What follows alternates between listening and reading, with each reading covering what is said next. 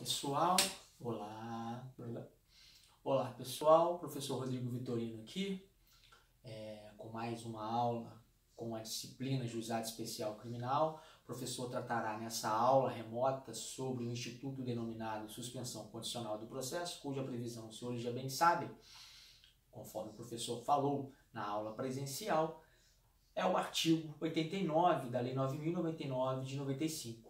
Esse instituto é conhecido pela doutrina e agora reconhecido pela jurisprudência com a nomenclatura sursis processual. Ele se atrela à análise da pena mínima combinada em abstrato para a infração penal. Em razão dele se atrelar à pena mínima combinada em abstrato para a infração penal, por vezes acontece de que não há a necessidade de ser uma infração de menor potencial ofensivo. Por qual razão? O requisito, o pressuposto por parte do dispositivo do artigo 89 da Lei 9.099 de 95 é que a pena mínima seja igual ou inferior a 1 ano, para que se possa conceder esse filtro despenalizante em favor daquele que, em tese, praticou a infração penal. Ok? Em razão de se atrelar à pena mínima combinada em abstrato, né? Pena mínima igual ou inferior a 1 ano, não se atrelando à pena máxima combinada em abstrato, porque a pena máxima combinada em abstrato se atrela àquilo que caracteriza o crime de menor potencial ofensivo, por vezes pode a infração que se está analisando ser pertinente ao instituto suspensão condicional do processo, mas não ser igualmente pertinente à classificação de infração de menor potencial ofensivo.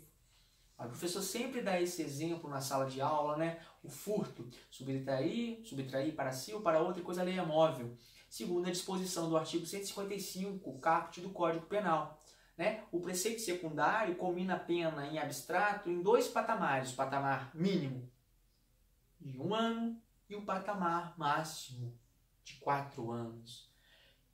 Esta infração é uma infração de médio potencial ofensivo.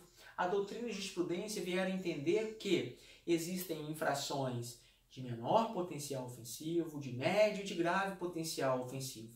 Os senhores já sabem, de forma categórica, que as infrações de menor potencial ofensivo são todas as contravenções penais, independente de quantidade de pena combinada em abstrato, e os crimes cuja pena máxima não supere 2 anos. As infrações de médio potencial lesivo ou ofensivo são aquelas que são permitidas, são aquelas que permitem, na verdade, né, a suspensão condicional do processo. Né? A gente está tratando exatamente desse instituto. Esse instituto trazido em 1995 por essa lei, a Lei 9.099, permitiu a gente identificar uma infração de médio potencial ofensivo. Ok? Todas aquelas que não se encaixem como infrações de menor ou de médio potencial ofensivo serão consideradas, por óbvio, como de grave potencial lesivo ou ofensivo. A gente não pode esquecer, né, que agora existe a disposição lá do artigo 28A do Código de Processo Penal, que trata da possibilidade do acordo de não persecução criminal, cuja pena mínima seja inferior a 4 anos. Nestes crimes agora existe a possibilidade de se negociar igualmente, né, entre o negócio, né, entre o Ministério Público e suposto autor do comportamento delituoso. E se a pena ficar aquém dos 4 anos, existe a possibilidade de não existir, né, o processo criminal. Daí porque eu entendo que a doutrina, a literatura jurídica, vai fazer menção de um novo patamar para classificar as infrações de médio potencial ofensivo. Não mais apenas aquelas que se encaixem ao dispositivo do artigo 89 da Lei 9.099 de 1995, que, por sua vez, trata exatamente do instituto em tela, ou seja, sursis processual ou suspensão condicional do processo. O professor fala rápido, fala nada, tranquilo. Eu sei que vocês conseguem acompanhar o raciocínio do professor porque vocês são os melhores alunos desta instituição, o GB. Beleza, e aí, professor? O que você vai falar mais? Aí a doutrina veio classificar o seguinte, na verdade, veio dizer o seguinte, né? Existem infrações penais que a pena de multa é combinada alternativamente com a pena de prisão.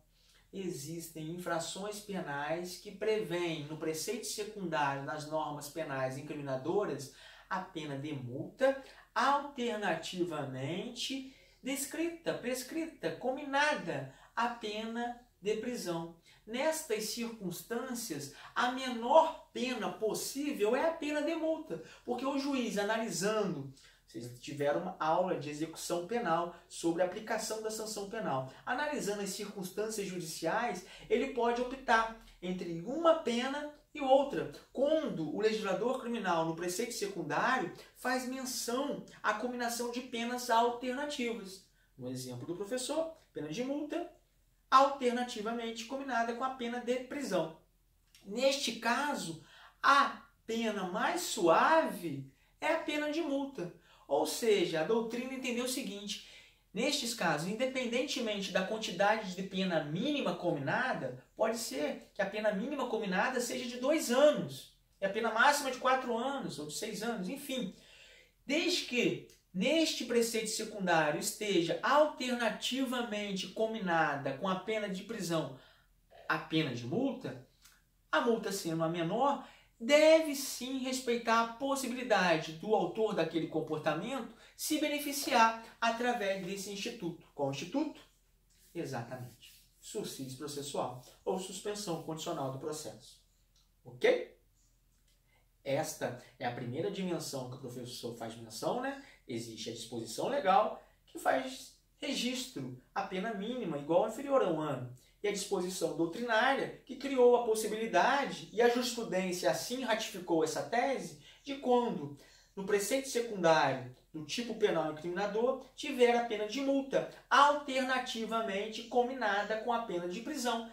E, independentemente da quantidade de pena mínima da prisão, neste caso caberia a suspensão condicional do processo. Tese esta ratificada de forma cabal pela jurisprudência. Ok? E aí, professor, o que acontece quando o Ministério Público, né, nos casos de ação penal pública, oferta essa proposta desse benefício? O Ministério Público, quando ele oferta a suspensão condicional do processo para com o denunciado, ele, na verdade, já exerceu uma pretensão, a pretensão punitiva acusatória. E de que maneira? De forma ordinária. Né? Quando o Ministério Público oferece a denúncia, ele exerceu, né, a sua pretensão acusatória. E por que de forma ordinária? Porque é a forma comum, é a regra no processo criminal. Né? Quando houver justa causa, lastro probatório mínimo da ocorrência da materialidade delitiva somada ao indício de autoria, o Ministério Público tem por obrigação, por dever legal, portanto, oferecer a denúncia. Mas por que o professor frisa isso? Porque o Instituto da Transação Penal, que é um momento anterior ao Instituto da Suspensão Condicional do Processo, previsto, por sua vez, lá no artigo 76 da Lei 9.099, de 95, tem uma pretensão igualmente. Porém, quando o Ministério Público oferta a transação penal, ele está exercendo uma pretensão punitiva alternativa. Né? Não é ordinatória. Por que não é ordinatória ou ordinária? Porque não houve o oferecimento da denúncia. Viu que bacana? Existem, então, duas pretensões quando a gente analisa as sistemáticas a sistemática da Lei 9.099. Uma pretensão punitiva alternativa, que é correlata à transação penal, e existe uma pretensão punitiva que é ordinária porque é correlata ao exercício do direito de ação, quando do oferecimento da denúncia. E neste momento se relaciona com a suspensão condicional do processo. Ok? A gente termina esse vídeo para não dar problema para a gente colocar lá no YouTube. Já tive problema na aula de execução penal.